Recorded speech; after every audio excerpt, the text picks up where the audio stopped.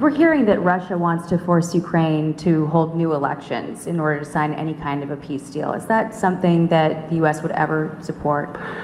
Well, we have a situation where we haven't had elections in Ukraine, where we have martial law, or essentially martial law in Ukraine, where the leader in Ukraine, I mean, I hate to say it, but he's down at 4% approval rating, and where a country has been blown to smithereens. You got most of the cities are laying on their sides. The buildings are collapsed. It looks like a massive demolition site.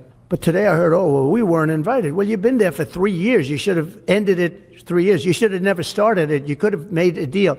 I could have made a deal for Ukraine that would have given them almost all of the land, everything, almost all of the land, and no people would have been killed, and no city would have been demolished, and not one dome would have been knocked down. I've been calling y'all people better than a month now, right about y'all. Every time that dang old dog crossed these started yapping at y'all 24 hours a day, and nobody answered. You called, how you supposed to come out to do anything about that dog if you're just going to get a dang old computer ain't going to come over here and just shut that dang old dog up? Mm-hmm.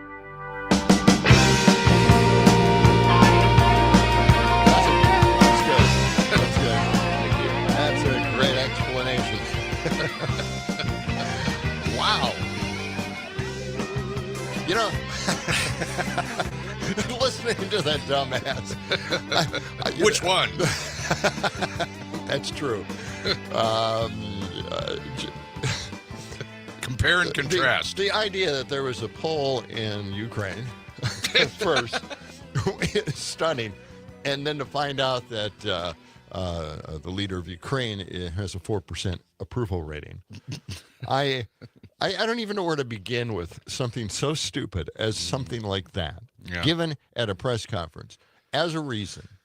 And then, of course, and we've all seen this in their hearings, that none of these nominees ever want to like step out on a limb and deal with a hypothetical.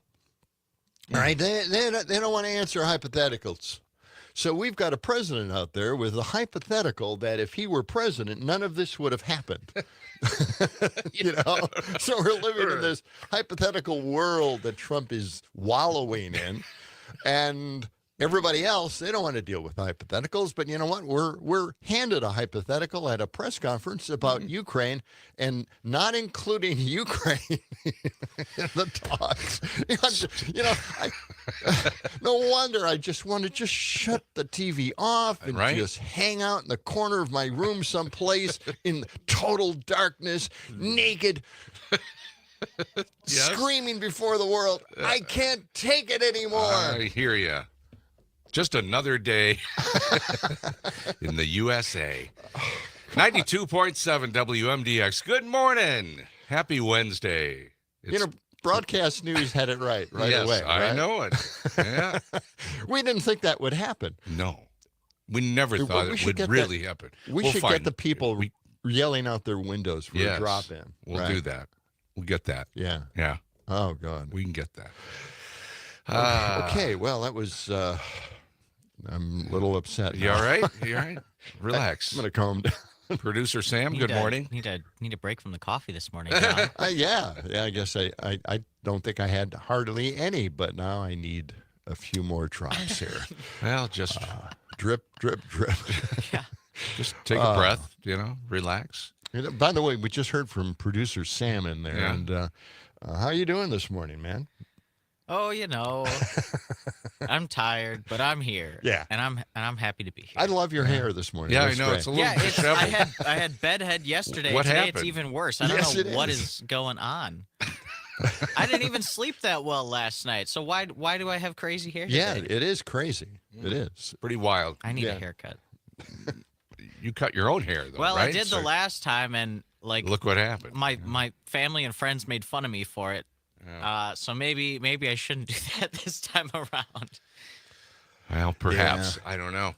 It's another cold day, We're not done with the cold weather yet. Yeah. Unfortunately, it's 2 below zero. Mm-hmm. What will the high be for today? What will it be? Shall we check the roulette wheel? Yeah, why don't we do roll that? the thing? We haven't heard from that roulette wheel for a while. What will the high temperature be for today? It's landing on 12, it looks like. Wow. 12 degrees. So a little bit better than yesterday. That is better. Not much. But it's supposed to get even better as we progress through the rest of the week. Tomorrow we're supposed to be in the 20s, right? I or think just so. below it. Yeah. Yeah. We'll check in with Brittany Merlot a little bit later on, Excellent. our civic media meteorologist. She'll give us the inside on the outside. And then we'll talk to Mike McCabe later on. yes. Substack author and blogger, and used to be and started Wisconsin Democracy Campaign. Right. That guy comes in here and he fills us in on a lot of things that give us hope, and a lot of things that make feel like giving up. Right. Despair. You know, his recent, I have to say, his recent blog is just really depressing. A real downer? It's a real downer. You just got to look on the bright side of Yeah. things, John. I know. You know, some farmers help each other, and, you know, some farmers don't make it all the way. Yeah. That's pretty much it. Yeah. Wow. Mm-hmm. Well, let's look at the National Day calendar All right, for let's do today. that, yeah. Because, you know, we've got it. It's right here. Is it or is it not? This is Gordy's big feature. Sure. Is it the National Arabian Horse Day today? Or not? Is it National Hijinks and Practical Jokes Day? Is it National Lash Day? Or National Chocolate Mint Day? Which day it does not belong, John? It's not National Mint Chocolate Day. Well, you're wrong. It is National Chocolate Mint Day. Okay, Sam? Why in You the have a world guess? would you put Arabian Horse Day in there? Because it is National Arabian Horse Day. what? What? It is. So you are also wrong. No, the day that does not belong in that list is National Hijink and Practical Jokes Day. Okay, that's some Wow. other day, but it's not today. That's where your head is today, huh? Yeah, I don't know why National Arabian Horse. Why do they get a why? day? Why is that? I will tell you. National right. Arabian horses. Excuse me. Fill their owners with passion equal to what they hold for loved family members. Now your wife Ann was into horses. Was it Arabian Quarter horse? horses. She Quarter had horses. Quarter horses. Quarter horse shows, yeah. Excuse me. Take a little Won sip of won coffee big here. big awards too. Yeah? Doing that. Really? You yeah. got trophies at home? Yeah, she did touring, Yeah. the whole thing. Drove the truck Oh, with boy. the horse trailer on it. Mhm. Learn how to back up and do all those things. Did She's she pretty do, good at that. Did she do like English? I mean, jumping? Dressage or look, any of I that? don't know. You don't it know? has to do with quarter horses. Okay. Whatever they do in quarter horse shows, that's what she did. Well, today, February 19th, is Arabian Horse Day to recognize one of the most popular breeds in the world. When asking the question, what horse breed most exemplifies beauty, grace, stamina, athletic ability, adaptability, pride, refinement, versatility, and emotional connections with its human counterpart, well, that's what the Arabian horse is all about. Okay? Yeah. The unique history and distinctive head shape also makes them one of the most easily recognizable horse breeds. That's I'm right. looking at their head shape right now. Doesn't look unusual to me.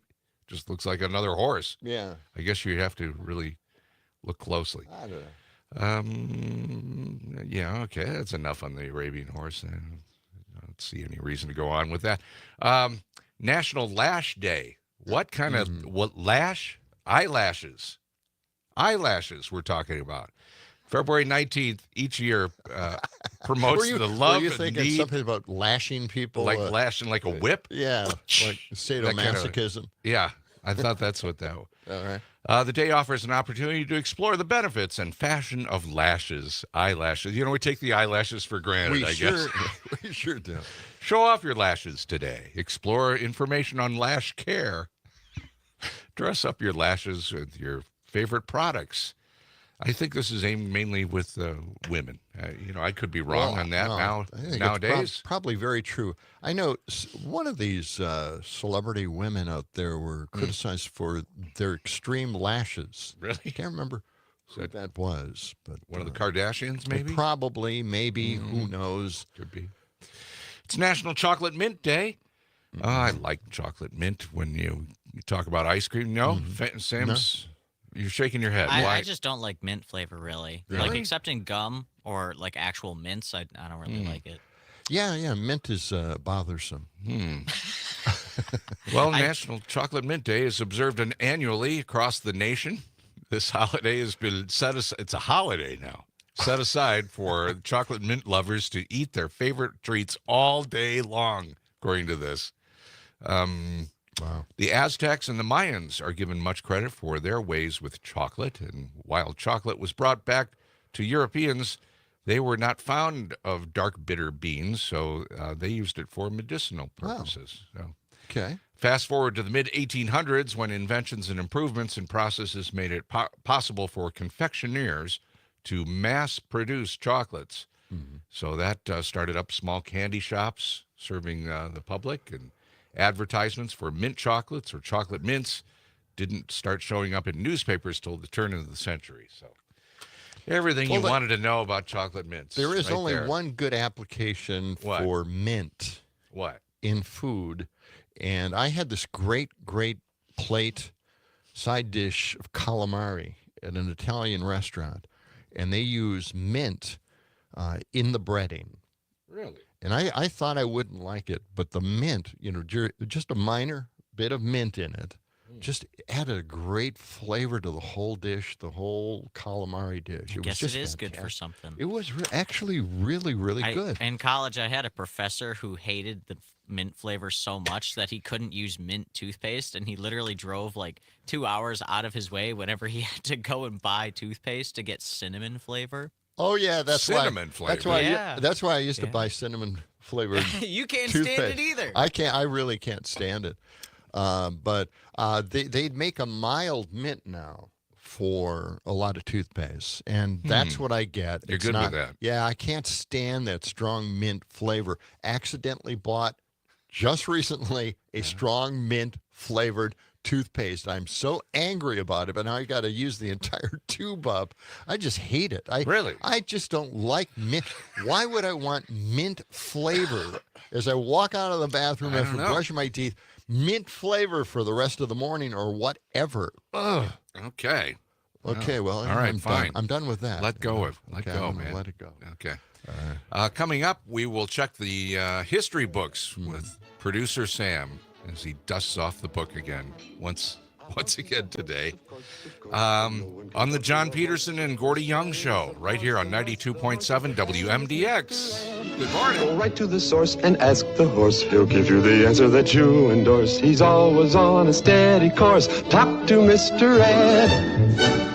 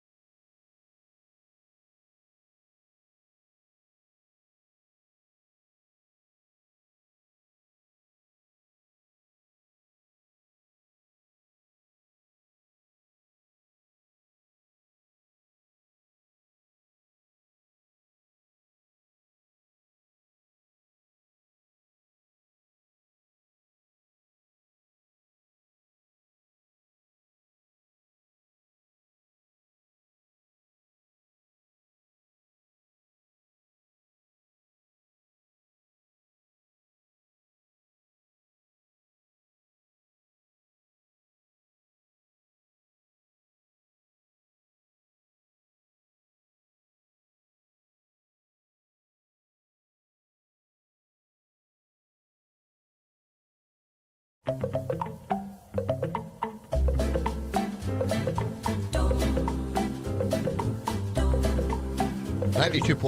WMDX. John and Gordy in the morning.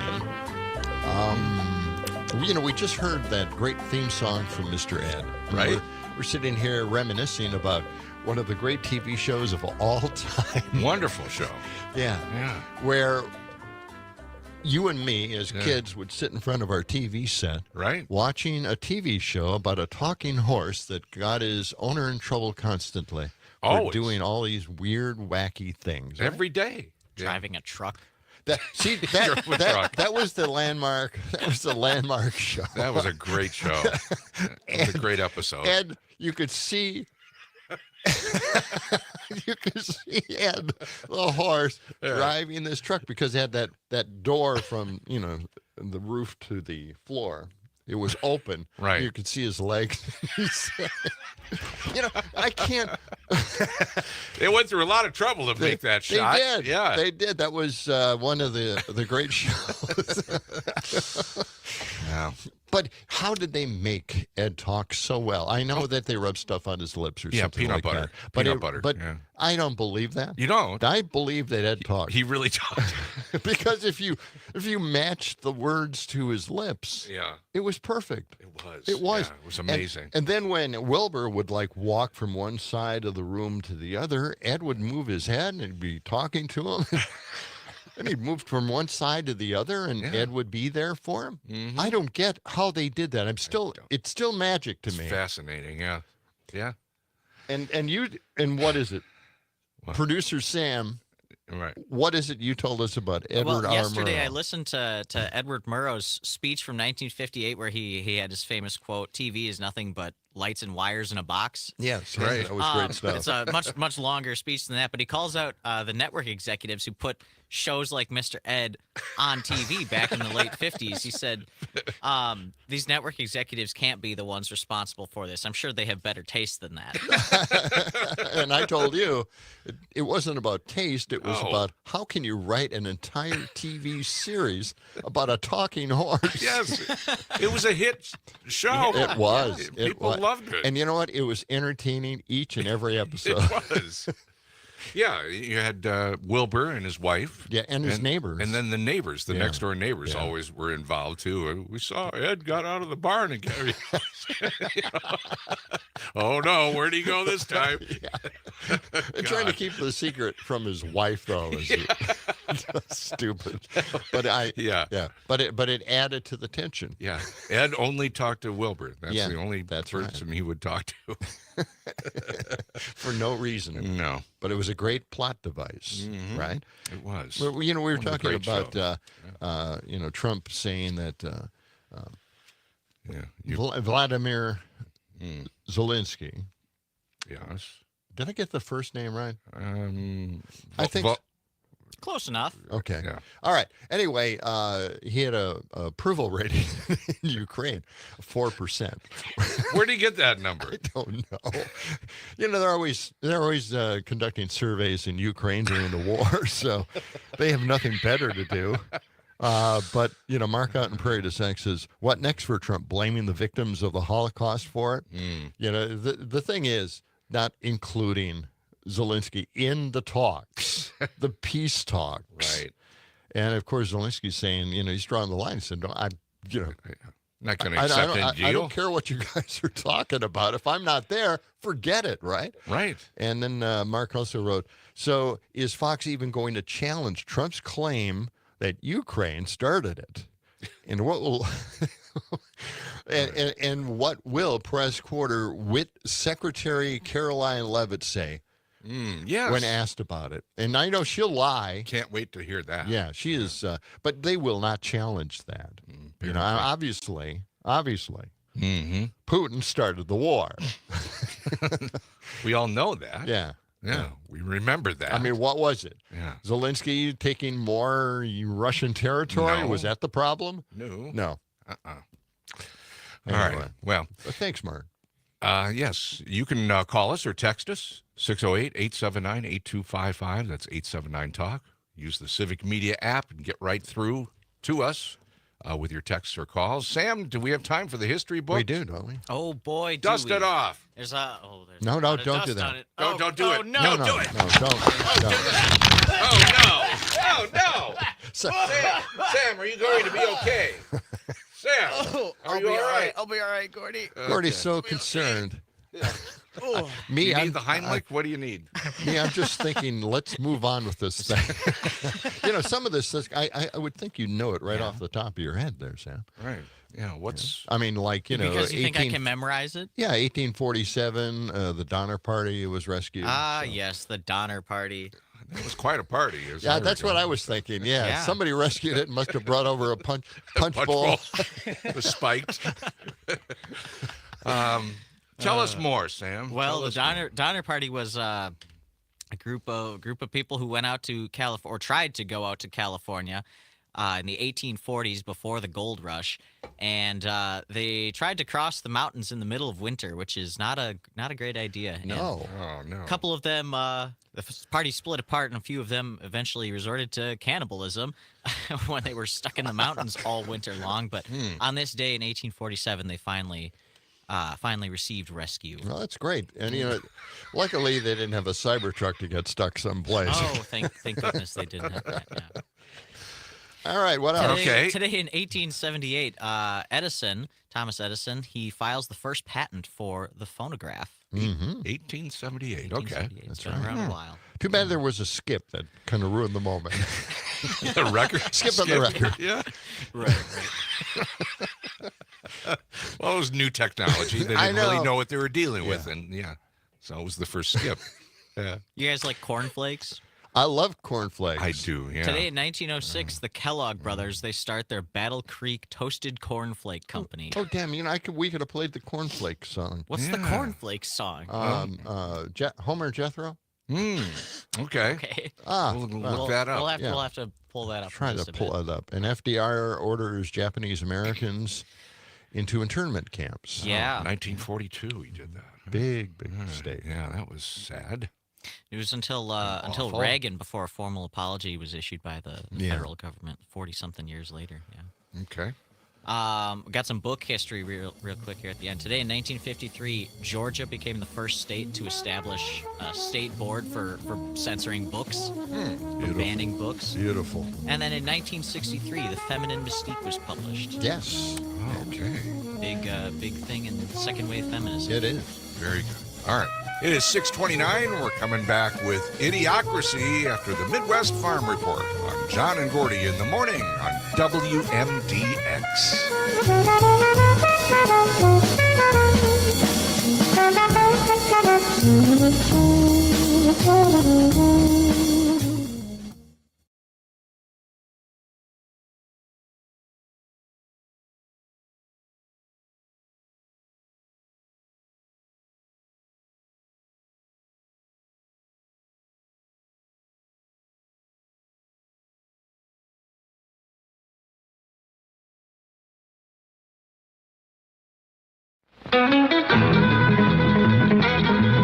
Now Homer said to the captain, "Oh, how my stomach aches." Well, the captain says, "The only trouble with you, son, you're hungry. Get some flakes."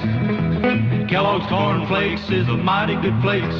Kellogg's Corn Flakes is the flakes to buy.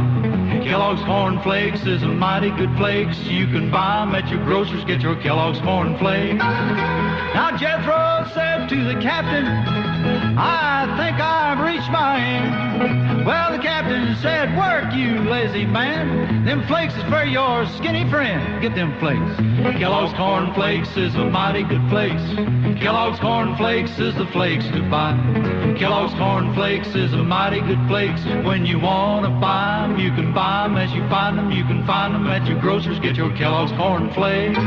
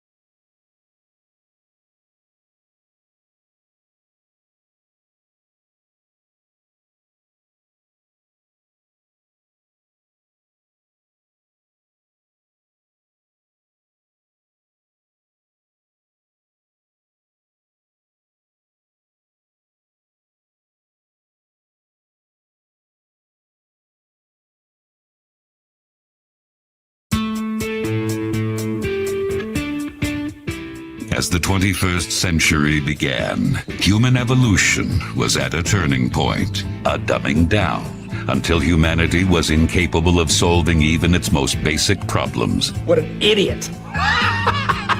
The inner machinations of my mind are an enigma. What the f***'s going on around here? Holy shit. Idiocracy. For the smartest guy in the world, you're pretty dumb sometimes. You know, one of these days we're going to actually be able to use those words, especially after Trump's second term. Yes. Pete, we'll get to that. Yeah. Pete Winnicott texted us and said this: I can only imagine the scolding on the playground at Mega Elementary School. Butch wouldn't have had to beat you up if you had only given him your lunch money. It's your own It's fault. your own fault, Billy.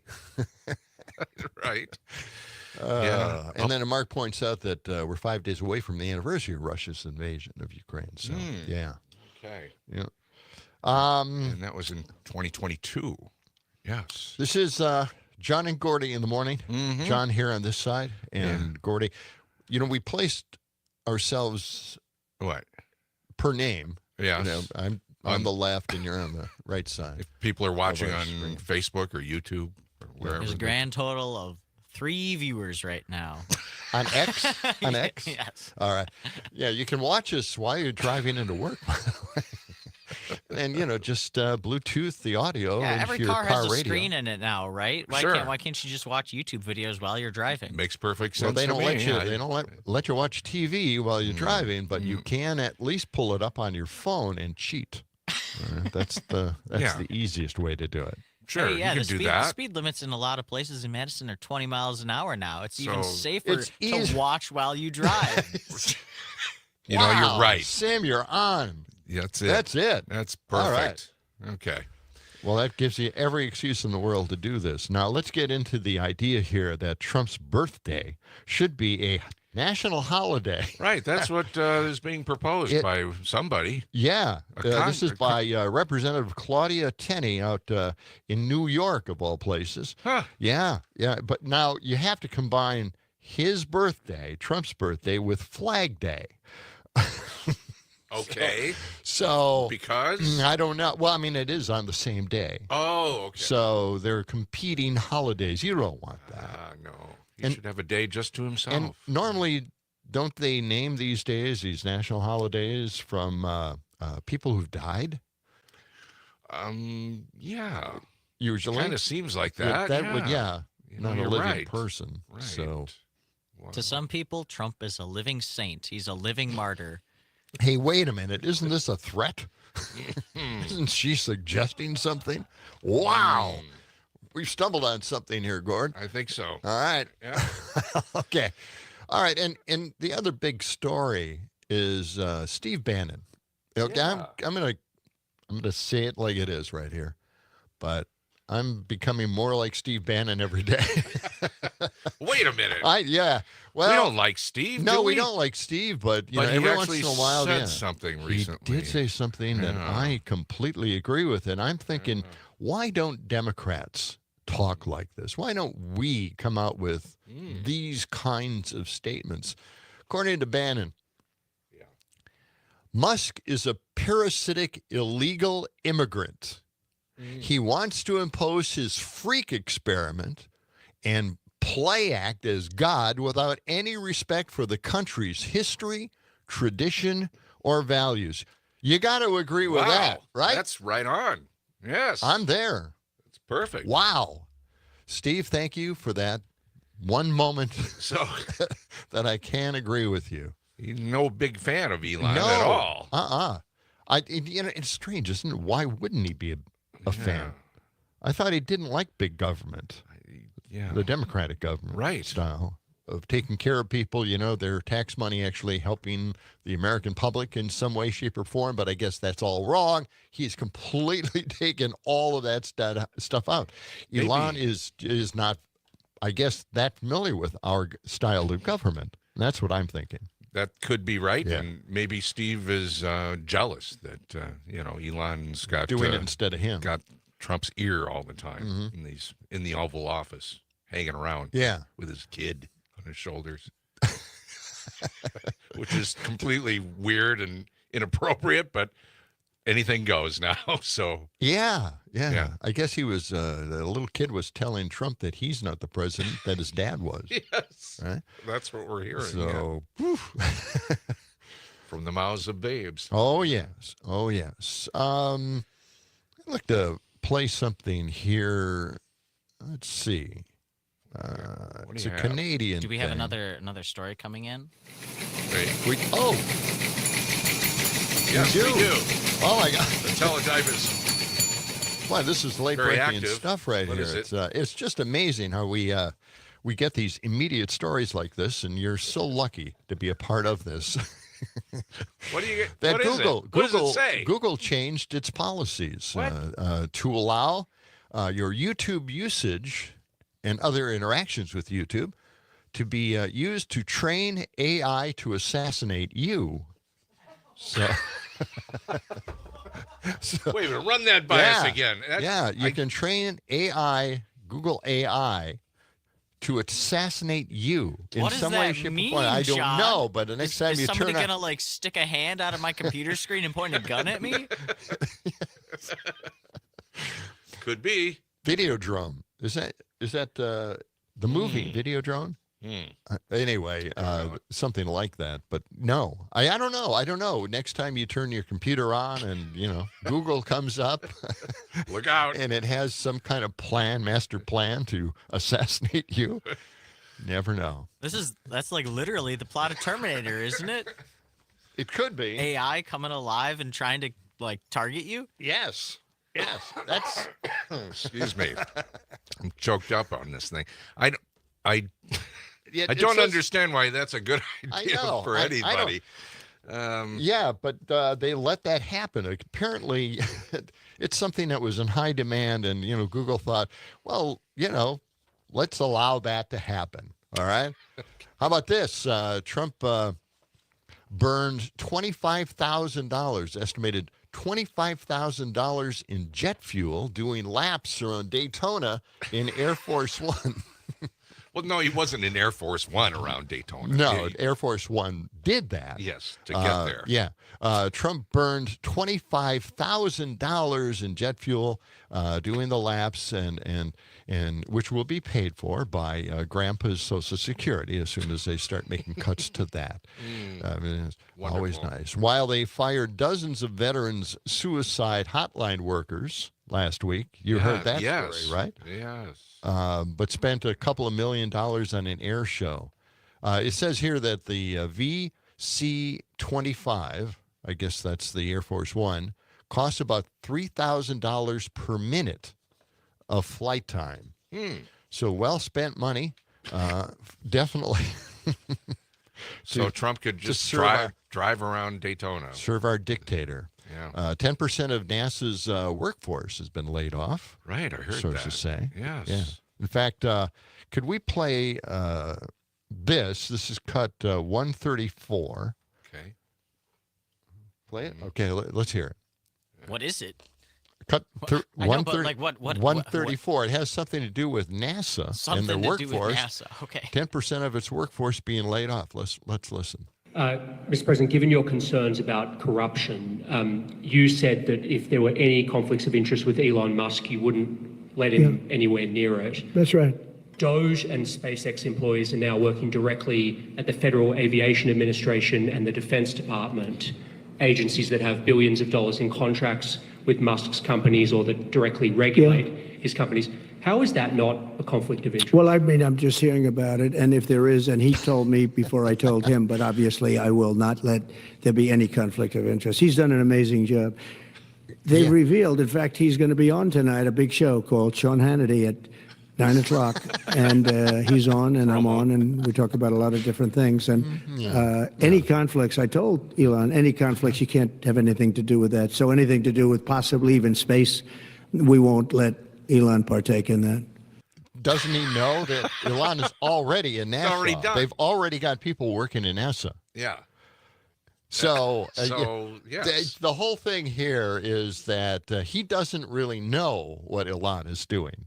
That's my uptake on that. What do you He think? doesn't know and he doesn't care. He doesn't seem to care. No. Do either of you have any like friends, relatives, acquaintances that have been like worked for the government and have already been fired from their positions?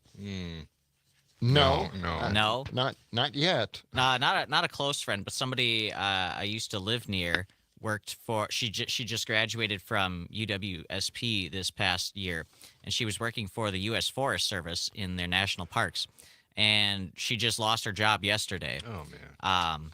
Wow. So it's starting to affect the people that you know. Yeah, it's happening. Yeah. Yeah. They let go of National Park Service people too. A lot did. of them. Yeah. They did. Got like 1,000 of them. Yeah. Which doesn't sound like a lot, but I don't think they have that many people working at the Park Service anyway. Right. I mean, they don't have tons and tons. Yeah, But, you know, it all hurts. I was listening to Dom yesterday afternoon, and he brought up a really good point. I think it's something we've talked about here on the show a lot, and that is that what Elon doesn't like, what he calls corruption or a waste of money, are programs that he doesn't like. That's not corruption. That's not a waste of money. Maybe to you it is, but not to the people that this money helps. So I think we got to keep that in mind, because he even pointed out as an example of wasting money is tossing gold bars off the Titanic as the Biden administration, was expiring. They wanted to get all these programs that, the Congress and Biden had signed into law. All those programs needed this funding that was already allocated to them, and they were trying to get the money out to them. They weren't tossing gold bars off the Titanic, but they were spending the money before they left office, right? Which they call the Titanic. Of course, who took over the Titanic? It's it's Trump, and we're sinking. We're sinking. We hit the iceberg. But the gold bars, that was an idea that. How much time do we have? Okay. The richest man in the world has now set his sights on the U.S. gold reserve at Fort Knox. Okay. In recent days, Musk repeatedly posted about wanting to make sure the gold is still the United States Bullion Depository at Fort Knox, Kentucky. He's going to make sure it's still there? Yes. Because you never know. There could be a guest walking through and they pocket a few bars. Jeez. Well, there's plenty more. No worries. Well, she's just going to wander around and count them. Well, the tourists, you can never trust them going through there and taking a look at it, and you never know if the money, the gold is still there. Musk has cast doubt on whether the gold remains at Fort Knox. Okay, really? He said, "This gold is the property of the American people. I sure hope it's still there." Well, is this like a storybook? See John run, see Dick fall down the hill. I don't know. Yeah. Anyway, he said, who is confirming that the gold wasn't stolen from Fort Knox? See, now he's presenting that conspiracy theory out there. Musk on Monday even floated the idea of live streaming a walkthrough of Fort Knox, responding to a conspiracy theorist. Oh, of course, Alex Jones wanted to do this. He wanted to do it, so Elon Musk, great idea from Alex Jones, by the way. Let's live stream a tour of Fort Knox. He just hasn't learned his lesson, has he? No. What's his name? Alex Jones. He just can't stop coming up with random ideas. I know, great ideas. And I think it'd be great, watching Elon, watching his path. So maybe somebody who wants to rob Fort Knox knows just how to get in there and out. Let's have a live stream of the what do they call it? The schematic of the building's infrastructure. The blueprint? Yeah. The blueprint, yeah. Yeah. Why not? Let's show everybody. I'd watch that show. Yeah, why not? So, yep, Musk is on it. I mean, that's a great idea, really, just to make sure that gold is still there. It's 6:49. We're coming back with more on John and Gordy in the morning. Mike McCabe will join us in our next hour. Stay with us.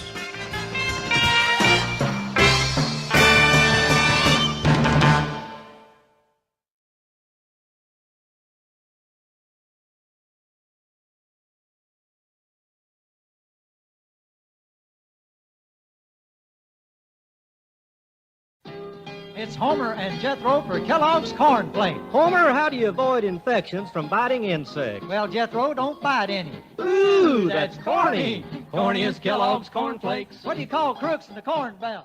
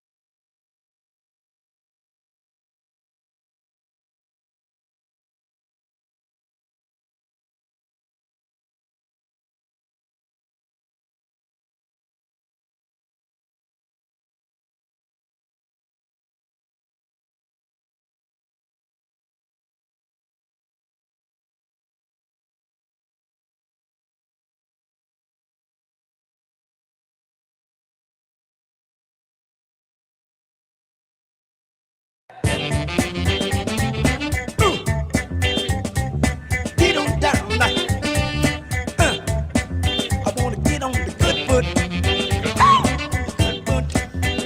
I got to get on Gordy in the morning on the good foot. WMDX 92.7. Beautiful, beautiful day today. Not quite as cold as yesterday. I mean, you can't beat 13 below. We're at what? -2. -2 now. Yeah. And it's just the high is going to be about 12. Yeah. Yeah. So we're making a little bit We're of progress. bundling up. Yeah. I am actually shocked. Driving here down University Avenue, there is a guy who walks every morning. I know. Yeah. At 13 below, there's a time when you don't walk anymore. And this morning, there was a guy riding his bike in with a flashing light on the back of his helmet. Right. And I said, wow, it seems a little chilly to be doing that. Seems like it. Well, it wasn't 13 below still, but yesterday I biked out to the school that I observed classes at. You did? Yeah, it was a little chilly. Yeah. Jeez. Glutton for punishment. I know. I know. He is. Crazy. That's why he's our producer. Yeah. Yeah. This portion of the John and Gordy Show is brought to you by David J. Frank. Yes, they are currently celebrating their 65th anniversary of being in business, providing commercial and residential landscape management. In fact, they've been doing that in the Madison area for the last 28 years. Now they're also doing residential management as well as business and commercial management. You may have seen their work at Hilldale Shopping Center or maybe the Wisconsin Institute for Discovery located on the UW-Madison campus. David J. Frank, they provide care for the grounds at the state capitol as well. So check them out. They're the largest landscape contractor in southern Wisconsin, and with the Madison office, they also have the Milwaukee office and a Kenosha branch as well. DavidJFrank.com is the place to go for more information. That's DavidJFrank.com. I wonder if they can sculpt snow into the shape of like plants and bushes and stuff.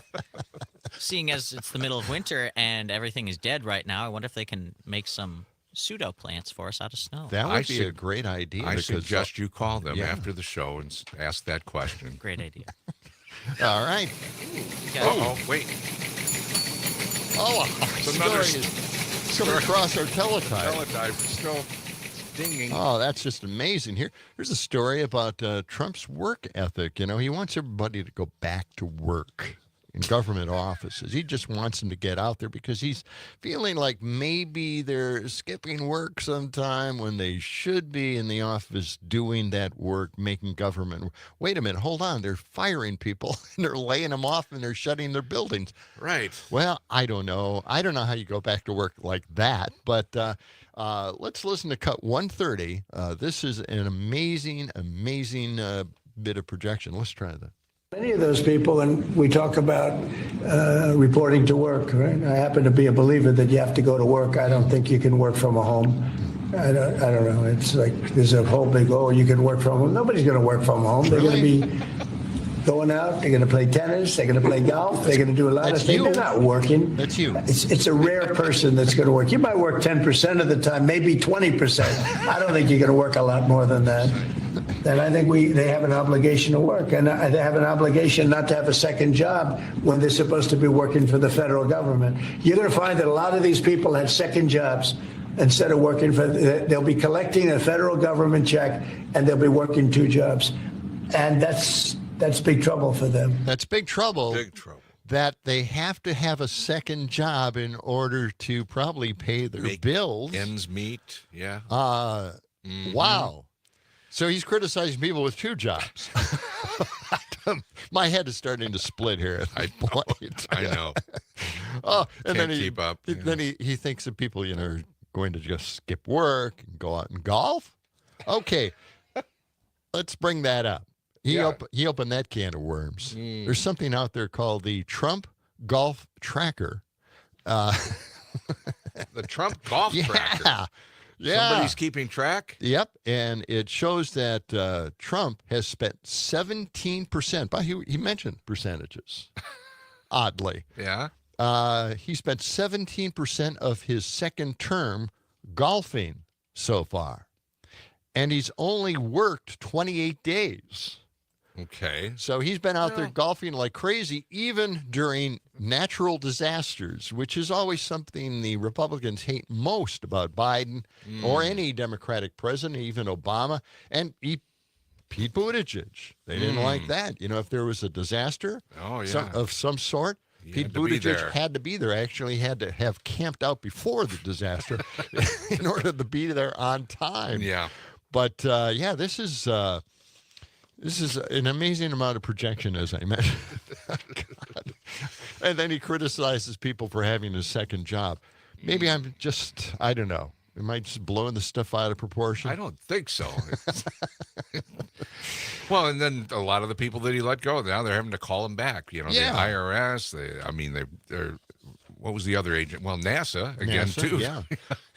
The nuclear safety team? The nuclear safety team. Yep, Get those guys. Well, they've lost track of where they live. Yeah. Sorry, we don't. Who else? Was it the FDA as well? Or weren't they? Didn't they lay off some people who were. It's hard. And then we're researching disease of some sort, so they got rid of those people accidentally. They're trying to claw that back. Oh, my God. See, there is no rhyme or reason about why they're laying people off or, giving them pink slips. There's no reason for it. They don't research any of this. And this is, it's just a simple thing. It's all it is Elon doing what he thinks he wants to do or has a vision of government to be like. It has nothing to do with actually saving money, because all of these cuts, all of these shutdowns, they aren't saving the government any money at all. At all. Nope. And they're freeing up all what money they are saving for tax cuts. That's what it's about. 6:58, news is next. Coming up in our next hour, Mike McCabe will join us on John and Gordy in the Morning. It's the John and Gordy Show. John and Gordy in the morning. As we were saying, Let the sunshine. it's the John and Gordy Show.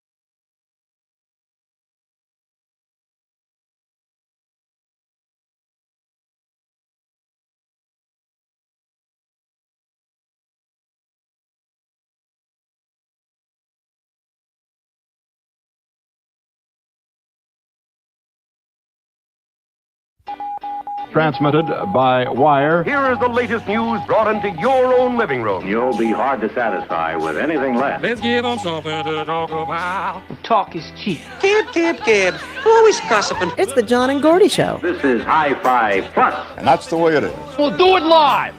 On 92.7 FM, WMDX. Take it away, boys. Oh, yeah. Thank you. The ball's in our court now. Yeah. That's John Peterson. I'm Gordy Young. Sam is producing the show today. And this portion of the John and Gordy Morning Show is brought to you by Verlo Mattress. They are continuing with their President's Day sale. It continues for a while here, but you better get in on these savings. You can save up to $250, $500, or even $850 on their factory direct prices. It's amazing. And you can also save up to 50% on some of their adjustable bases. That's a good deal. I know. That's a really fantastic deal. This offer is available at their East Side location, West Side location in Madison as well. Free 0% financing available for 6, 12, or even 18 months. Go to verlo.com for more information. That's verlo.com. That's right. If you really want to get a deal, I mean, 30 to 50% off an adjustable bed base. That is fantastic. Like I say, get the base now. Right? Don't wait until you're a senior. No. You're old. It's not a hospital bed anymore. It's really, it's great to have something like that and get rid of all those damn pillows to prop up your head and all this other stuff. And they do custom bases and mattresses as well. They have circular. Oh, really? Yes, they show it right on their website. Like Matt Helm's bed? Matt Helm, yeah. You can get that. No one remembers Matt Helm? I remember. Dean Martin? Dean Martin. As a spy? As a secret agent? Very, very great show. Great movies. Yeah. Matt Helm. The one I remember is The Ambushers. Yeah. Anyway, we were talking earlier about Elon. Right. Getting some texts here. Heading out to Fort Knox. Yeah. Let's play a little music. Can we play Goldfinger? Oh, okay. Goldfinger. There he is. He's going to Fort Knox. Going to Fort Knox. He's the man with the Midas touch. He wants all the gold in the world, A spider's touch. So Musk, this is according to Mark, Musk probably wants to hire Pussy Galore and her team to help with the Fort Knox audit. That was the name of the character. Yeah, it was. Goldfinger. Yeah. Yeah. Octopussy. Oh, Octopus. Yeah. Okay, now, do we have the pronunciation of the individual we're going to talk about here? This is from Doug in St. Francis. Well, it's a philosopher. Read Doug's text first, because we were arguing about how to pronounce this name. Oh, yeah, Friedrich Nietzsche. Now, I've heard Nietzsche. I think it's niche. Okay. Is quoted as saying, "To live is to suffer." If he were alive today, he would probably be commenting that what's going on in this country right now is lowering the quality of our suffering. So it's getting worse. So what is the correct pronunciation? Yeah, what is the correct? Niche? I've heard. We are looking at how to pronounce the name of German philosopher, cultural critic, composer, poet, and philologist. Say it. Now, his name in German would normally be pronounced Friedrich Nietzsche. Friedrich Nietzsche. However, in English, his name is normally pronounced Friedrich Nietzsche. Well, that's exactly it's the same one. No difference. Friedrich Nietzsche. Nietzsche. All right. Nietzsche. All right. Now, okay, now we know. Wasn't one of the options I had, but okay. Great. Now we know that one. All right. Boy, throwing all of this historical information at us all at once. John and Gordy can't handle this kind of information. This is too information much. Overload. It is. The fire hose of information just keeps churning it out. All right, let's churn this out. Okay.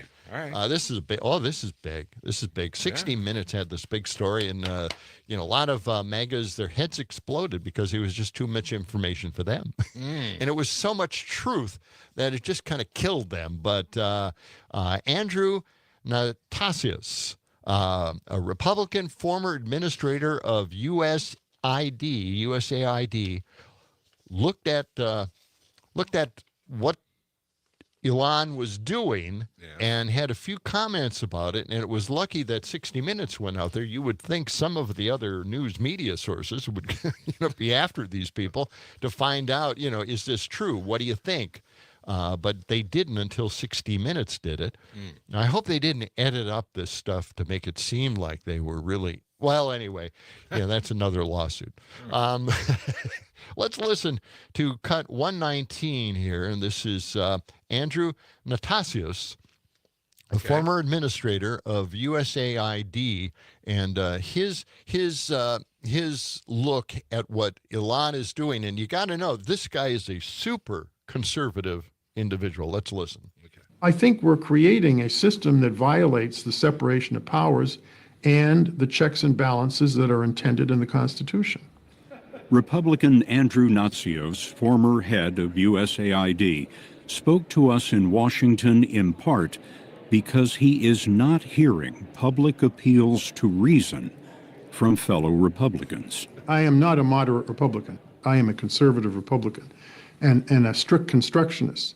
The reason they're not saying anything, I think they're afraid. Musk has said that he would spend $100 million in primaries on anybody who opposed the president on anything. So I think there's a lot of fear in the city right now. How do you view this moment in history? I don't want to be too pessimistic, but it does appear we may be headed towards some sort of a constitutional crisis. I hope that doesn't happen. I pray it doesn't happen, but it's certainly concerning to me what's going on in the city right now. Is the constitutional order breaking down? We'll see if they refuse to enforce a court order by the Supreme Court. If it gets to the Supreme Court and the Supreme Court rules against the administration on something and they refuse to enforce it, then we will have a constitutional crisis. What happens then? Well, I don't know. No one knows. No one knows. Yeah. And again, this was never about efficiency. It's about ending a republic by a foreigner who is now a citizen. Now, here's part 2 of that. This is cut 121 with Andrew Natasios, former administrator of USAID. President Trump has said, quote, billions of dollars have been stolen. The whole thing is a fraud. It's utter nonsense. The most accountable aid agency in the world is USAID. I've written actually widely on this subject. 40% of the staff are accountants and lawyers and people trying to make sure no money is stolen. We've created systems to monitor that.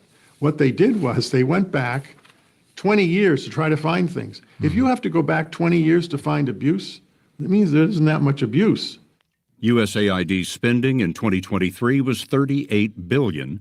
That's less than 1% of the federal budget. Natsios told us there is waste and occasional fraud like any big agency. Think of the Pentagon. But the money, he says, is watched by officials, including those in the OMB, the Office of Management and Budget. The question is, why did the Congress approve all these contracts and grants and programs all these years? Why did OMB approve them? Why did the State Department, the F office controls all foreign aid spending. Every line item in the USAID budget is approved by 3 different bodies. Right. The F office, OMB, and the Congressional Oversight Committees, of which there are 4. No one caught all these horrible abuses? Yeah. That's just not believable. Doge arrived at USAID January 27th, and that same day, USAID's top 58 managers were given 45 minutes to get out. The 58 senior managers, how would you describe them? They're the best professionals I've had the privilege to work with or work under. Their integrity is without question. I think to a person, they believe in the mission of USAID and they believe in the ideals of public service. So when you hear something like that, doesn't it add a different view of what USAID was doing? Yes. Instead of what we heard, the panicky corruption and overspending and needless spending and wasted money that we were hearing from Musk, it's completely contradictory. Yeah. This is conservative Republican. The head a US. constructionist. Yes. Constitutional constructionist. Yeah. Yeah. And knows USAID quite well. Yep. 3 or 4 agencies look over the money they're spending to see if it's being wasted or not. Yeah. But Musk knows more than those Apparently. 4 other agencies that are overseeing the money being spent and approved somehow. All right, now let's listen. I think we have time for this. One of the people that was let go, just a normal everyday employee at USAID. Let's listen to cut 122. People are really scared. I think that, 12 days ago, people knew where their next paycheck was coming from. They knew how they were going to pay for their kids' daycare, their medical bills, and then all gone overnight. All gone overnight for Christina Dry and Adam Dubard, fired this month in the chaotic shutdown of foreign aid distributed by the U.S. Agency for International Development, USAID. More than 8,000 USAID employees were sent home by the administration. They're not looking for competency. They're not looking for if you're good at your job. They're looking for pure loyalty tests. And if you don't give it, you will be punished. And they had to leave the building. And these are folks who had decades and decades of public service serving USAID across administrations, from, George Bush to Obama to the first Trump administration. And they were never able to walk back in the building again. There was no process. No one explained to them why they were being relieved. To my knowledge, they received an email, and then if they didn't leave the building, they were escorted out of the building. Wow. How it affects families who are losing their jobs, people dedicated to doing a good job. A lot of this stuff, a lot of these layoffs, building shutdowns will have a major effect in the next couple of months or so, and maybe a year. And they're even letting people go. Tax season, they're letting IRS agents go. So that's going to possibly slow down some of our refunds that we're expecting to get, or even processing this stuff for a long, long period of time. Now, who are they going to audit? Are they going to audit the billionaires? Probably not. They'll probably continue to audit. By the way, they're trying to move away from auditing just everyday Americans to billionaires and corporations and get the money from them, not from us. Yep. Hey, coming up in about 15 minutes, Mike McCabe will join us on John and Gordy in the Morning, 92.7 WMDX.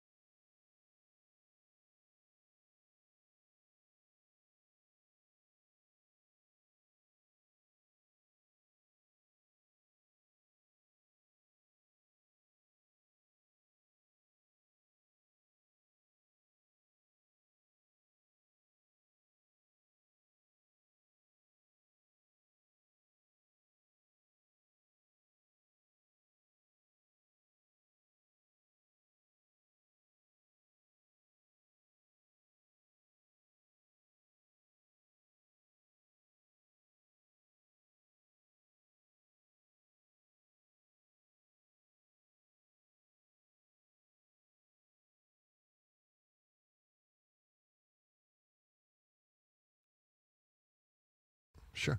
Can you roll that Colbert? Do you have time to grab that Colbert clip? What is it? What are you talking Comparing about? him to Napoleon. It was the The one one that you gave me today? Yeah. Yeah. Brittany's here, by the way. All right. Good morning. Hi. Running up the stairs takes it off you. All right. Are we going to come onto this break with that? I don't know. I've got it here. Okay. Why don't you just play it out of the break? Yeah, let's play it out of the break. Then we'll get to Brittany right away. Yep. 10 seconds. Oh, click the clickety click click click click. Click, click, click. Boy, that was a.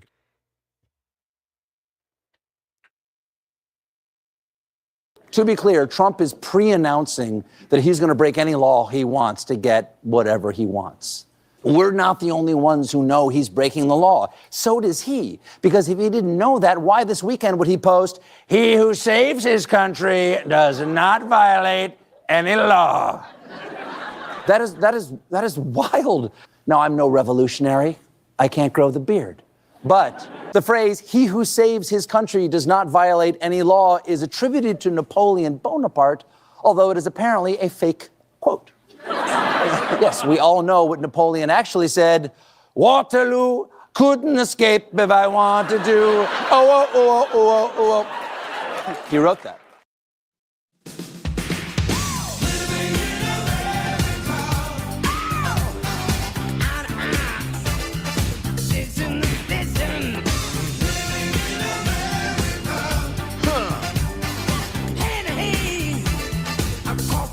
Great song, isn't it? Oh, I love it. 92.7 WMDX. John and Gordy in the morning. It is time once again to check in and find out what's going on in the weather with Brittany Merlot. Good morning, Good Brittany. morning. Good morning, guys. How you doing? You look very comfortable in your huge, gigantic sweater. Yeah, it's the only way to keep warm after this extended cold spell. My gosh, Oh, I know. I can't get out of it. I know. Freezing. Now that it's hitting the East Coast, of course, CNN's broadcasting it. Yes.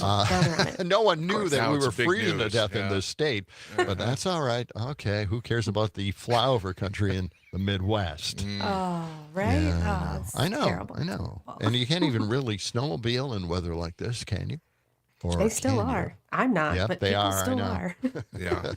So how long is the cold snap going to last? What's happening here? I'd say today's probably the last day, if you even want to consider today, because we're going to be warmer than we've been the past few days. We're going to reach highs at about 10 degrees. So our wind chills by this afternoon will feel about 0. That's the warmest we've felt in a good few days. So that's pretty nice. By tomorrow, we'll see a ton of sunshine. Highs will be in the low 20s for tomorrow and Friday. Then we'll climb to the upper 20s on Saturday. And we're still looking at a major warm up moving in by Sunday. So we're going to be getting more cloud cover, though, unfortunately. Probably some fog with these warmer temperatures because we'll be above freezing Sunday at highs in the upper 30s. We'll be into the mid-40s on Monday, holding on to the mid-40s for Tuesday and Wednesday, and we even stay into the upper 30s for the rest of next week. So a lot of melting, a lot of warmth, but we are looking at chances of even potentially rain on Monday. Please bring it on. Spring.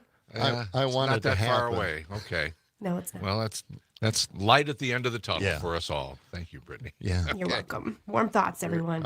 All right. All right. Yeah, warm thoughts. Very good. Great. Thanks, Brittany. That's Brittany Merlot, our civic media meteorologist. This portion of the John and Gordy Show is brought to you by David J. Frank, your turnkey one-stop landscaping resource, celebrating 65 years in business. They take care of it all, residential and commercial, lawn care, flower care, trimming, shaping, pruning. David J. Frank, the largest landscape contractor in southern Wisconsin with branches in Madison, Milwaukee, Kenosha, and check out their great website, davidjfrank.com. That's davidjfrank.com. All right, let's go right to the phones here on John and Gordy. I'm John, and that's Gordy Over here. over there on the Yeah. right. Yes. If you're watching, I hope you're watching it on the app, Sure. on X or YouTube or Facebook.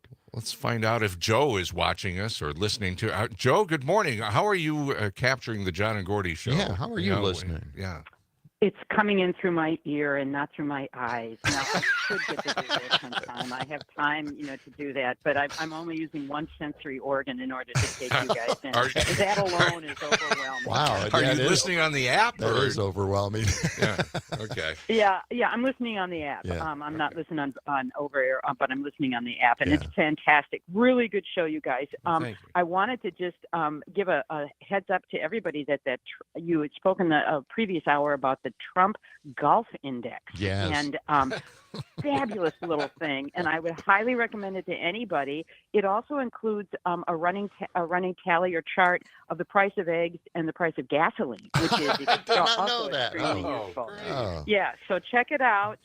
And I think it's something that you should return to maybe once a week, something like that, to just as a running thread, because obviously that's something that's not going to be going away in this administration. Our republic might be going away, but his golfing is not going to go away.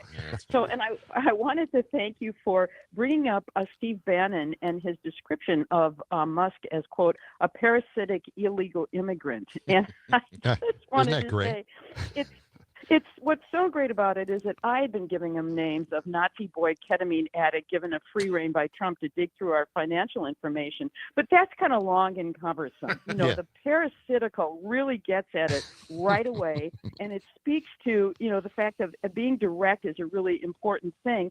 And I think the other thing that's nice about that is you can tie that in with the information that we've received in the last year that Musk and his government contract is getting $8 million a day from the government at the same time where he's hollowing out this government. So if you can add on the parasitic illegal immigrant whose companies are getting $8 million a day from government contracts, I mean, that is just, boy, there we are right at it. And I think that it's important to be, clear, and that, what we're suffering from is a nut boy given free rein in the government. But great show, and I would really recommend going back to the Trump Golf Tracker, because what better way to keep track of the man? We will do that. Yeah. Yep. Thank you for that reminder, Joe. Thanks, Joe. We appreciate it. Yeah.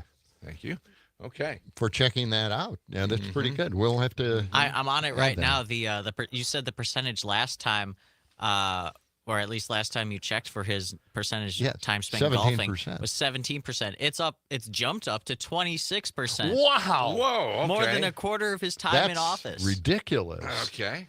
Yeah. Oh, it's good. Maybe that story was a couple of days old.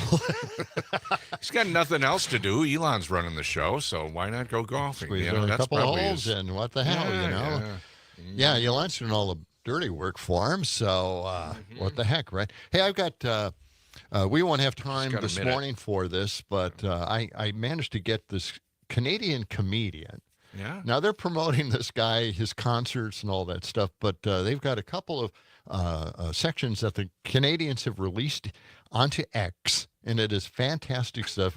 I'll be playing it for you. This guy knows how to sum up the Trump administration very well, just like Steve Bannon did. You will love this stuff. I wish we had a chance to do it this morning, but we don't. But we're going to have Mike McCabe in here. He's got you know what, I want to get his take on what's going on with the government. Oh, absolutely. And he's got a latest Substack article that we are also going to talk about, and that has to do with farming. And he's coming up next, right after the Midwest Farm Report, here on John and Gordy in the Morning on 92.7 WMDX.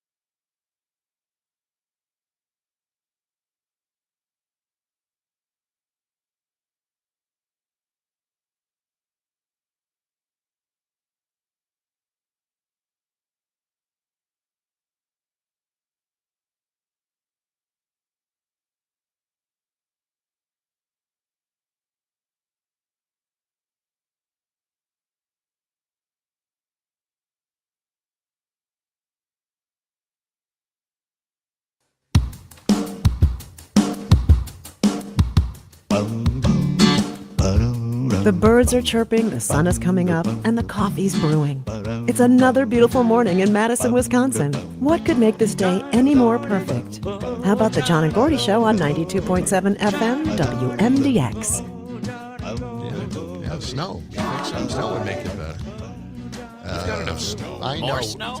No, I guess we're not going to get more snow, but I'm good with what we have right now, and unfortunately it's going to melt away. It's going to be rained on and all that other stuff. So, Yeah, well, what are you going to do about it? Well, you can't do much. No, you can't. But yeah, let me just remind you that this portion of the John and Gordy Morning Show is brought to you by Verlo Mattress. Yes. Their Verlo's President's Day sale continues, but you better get in there soon because it'll end eventually, a little bit later on this month. But during the President's Day sale, you can get big savings and support your dreams, it says here. Yeah, you can save up to $250, That's nice. $500, I like that. $850 on factory direct prices. And they have free 0% financing available for 6, 12, or 18 months. It's the President's Sale continuing at the Madison East Side location or West Side location. Go to verlo.com for more information. Maybe they'll have another sale day if we celebrate Trump's birthday as a national holiday. That's in the works. Well, I can't wait. Yeah. I hope we get the day off, too, you know. Yeah. I work for the census. I need a day off or two. They Okay. take days off all the time. Every minor holiday you can think of, we get off. Well, that's nice. Oh, in the studio, Mike McCabe from Substack, blogger there and author, of course. Welcome to the John and Gordy Morning Show. Good morning. Good to have you back. Good man. to see you. Yeah. We were talking off the air about cross-country skiing, and you got out. What was the shoe wear that you had on? Snowshoeing. Snowshoeing, yeah. This I've never past really tried weekend. that. Have they made advances in snowshoeing? It's pretty much the old technology. It is still that. Huh? And you did this at Warner Park. Yeah. Didn't realize they had a good place for Well, snowshoeing. it's a big park, and there's a lot of wooded area and some paths through there. So yeah, had a good time snowshoeing. Cool. Wooded area, meaning that it's great to snowshoe if you can just hide your snowshoeing. Isn't it kind of cloddy? I mean, just kind of It's hard to do, isn't it? It seems hard to do. It's really like walking, John. Well, I have a problem doing that, I guess. But we were talking about cross-country skiing, and I was going out with a woman that loved cross-country skiing, and we went up to Peninsula Park, and I had just started learning how to cross-country ski. And Peninsula Park, if you've never been up there, very hilly. So you had to create your own tracks uphill and then go downhill. And I'm not good at downhill skiing at all. So it was a disaster and a learning experience, but I did get a little bit better at cross-country skiing. Snowshoeing safer. You can go uphill, downhill. You can. No problems. No problems. Yeah. But I love cross-country skiing, too. Yeah. We definitely may have to get some of that in before the snow melts. Yes. All right. So, your latest Substack article was interesting. It was about farming in many ways, but let me just ask you this. I mean, it was not uplifting. Your storytelling was not uplifting to me, but does your book contain all of these kinds of stories? Gordy, you read the book. I did read the book. No. The book is completely fictional, and it's fictional. I know, but you're using actual experiences in a fictionalized way. But these particular experiences of mine, yes, are not included in the book. The book's not about me. Name of the book? Miracles Along County Q. All right. So I just wanted to know because this was. These were very traumatic experiences. Oh, I don't. Growing up on a farm, Well, you had your hand impaled. I did. Kind of a pitchfork went through my hand. Yeah. Yes. Okay, well, let's start there. Yeah. That's true story. How'd that go? Well, and as I said in the article, the way it went, as with with so many people, their experiences on the farm, I wasn't taken to the doctor. My mom just wrapped my hand in a poultice of Epsom salts and to ward off infection, and we carried on with the work. And that was pretty typical of farm life. We didn't have health insurance, so a trip to the doctor, we paid for every trip to the doctor out of pocket. And not having health insurance is one of the ways we kept the farm profitable, because we didn't have to pay health insurance premiums. But we also didn't pay many doctor bills either, including when somebody was pretty seriously injured. Yes. And that was part of life. But we felt blessed because we were able to keep the farm going and keep it in the black.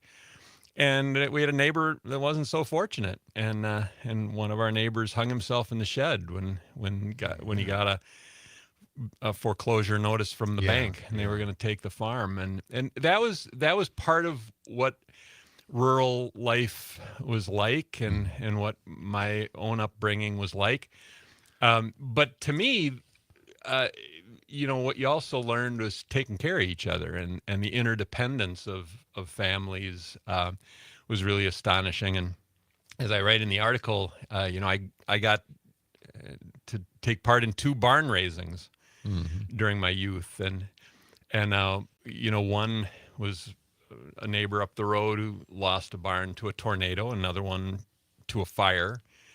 And it's an amazing sight to see hundreds of people come from all around, some from a considerable distance. Yeah, that's pretty cool. And they bring tools, and they bring nails and bolts and nuts, and they bring ropes and pulleys, and they bring food, to feed everybody, and to see a barn go up in a single day. That's outlandish. I can't even imagine what that would be like. What about the roofing? I know you get the walls up, and you put the roof on. Yeah, you put the roof on too. The only thing that doesn't get done is a little bit of finishing work. A few finishing touches get done in the days after, but the whole frame goes up, the siding goes up, the roof is put in place. Wow. Everything is done in a single day. It's an amazing sight to behold. Yeah.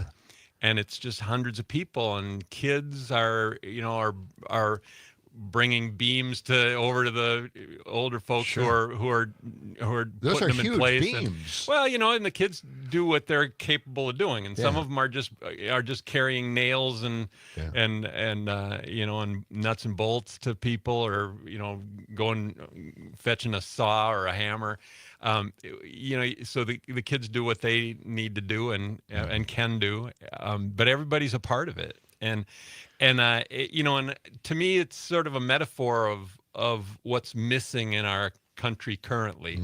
As I say in the piece I wrote, we're at a moment where we need a little more we and a lot less me in our society. And to see a community come together when something bad happens is remarkably powerful. Well, so I actually I see it as an uplifting message. Now, it starts with with suffering. People who've come across hard times.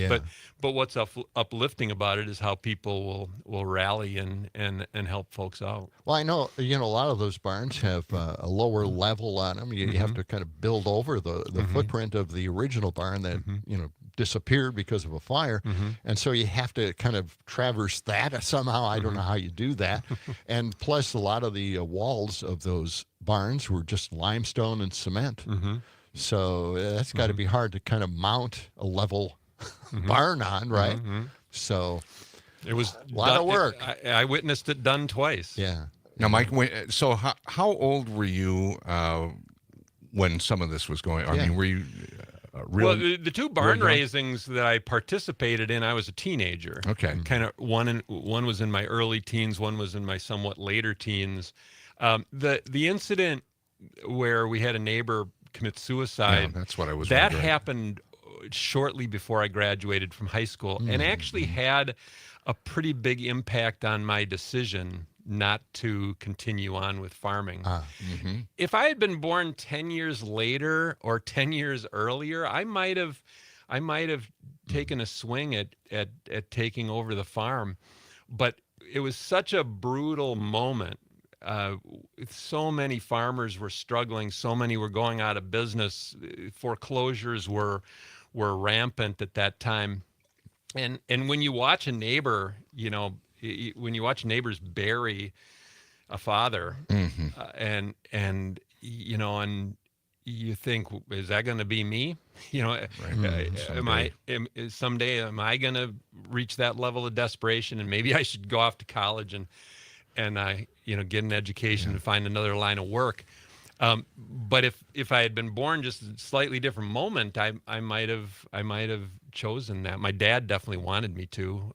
He lobbied me intensely not to go to college. Yeah. We're talking with Mike McCabe, Substack author and blogger. So does this sense of community in the rural areas still exist with, more and more family farms going out of business and corporate farming taking over? I mean, there's a different vibe now. You can still see the Amish community still doing barn raising, but for the rest of us, are there still?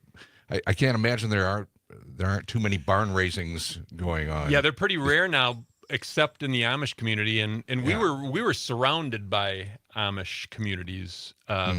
They were very close by, and so actually some of the people who came to the barn raising, barn raisings that I was involved in, were Amish folks. And they really they knew a thing or two about raising a barn, right? And so they pitched right in, and they were great neighbors. Chose a very different way of life than the rest of people in that area, but they were terrific neighbors, and they were right there lending a hand. Yeah, it was a story that not a lot of city folk heard.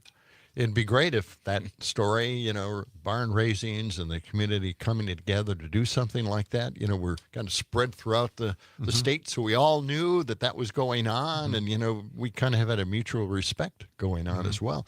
But was there something going on at that time that would put these farms out of business? Was there? Well, when I was young, bankers used to make visits out to the farm to try to convince you to borrow money to put up a new silo, to build onto your barn, to buy another 40 cows, to expand your operations, to buy some extra land so that you could cultivate more. They were literally handing out money. And when prices were high or higher, and you were making some money, it all seemed good. But then prices would collapse, and then you were struggling to make your payments, and the bankers didn't hesitate to say, well, you're not paying off your loans anymore, so we're taking the farm. They would take everything. And so, farming was always one of those things where you're kind of living on the edge. Sometimes you're making money, sometimes you're not. And you eke through the tough times. But when really tough times come along, and the banks never lose. They make their money one way or the other, and sometimes it's through ruining families. Yeah, I work for the census, and I'm not able to tell you what I get as answers for our survey that we have, but I can tell you that I do interview these people besides my survey, because I really want to know, what farmers are going through, what the ups and downs are. And one of the things that I came across was one farmer. I asked him how farming was going for him because of all these things that are happening in the economy, and this was during the first Trump term, and it was he was very depressed, very angry, and it wasn't just about the tariffs, but we have to go here. We ought to take a break. Hold that thought. We'll get back to it when we return with John and Gordy in the morning with our special guest, Mike McCabe, right after this.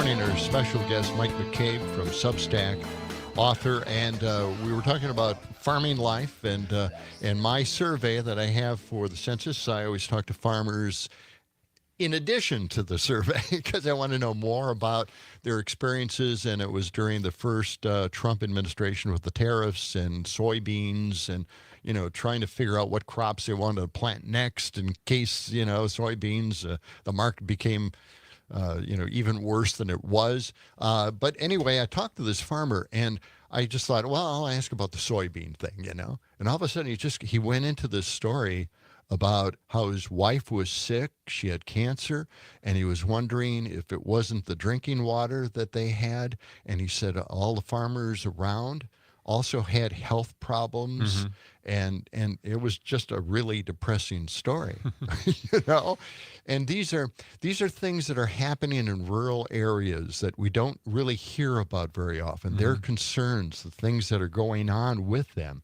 And you mentioned, as we were talking during the commercial, there's a place in Iowa, by the way, called Cancer Alley. Wow. Yeah, because up and down these country roads, there's one case of cancer after another. I want to get a little conceptual here. You said there are tough moments in the farms. I think it could be a lot better on the farms.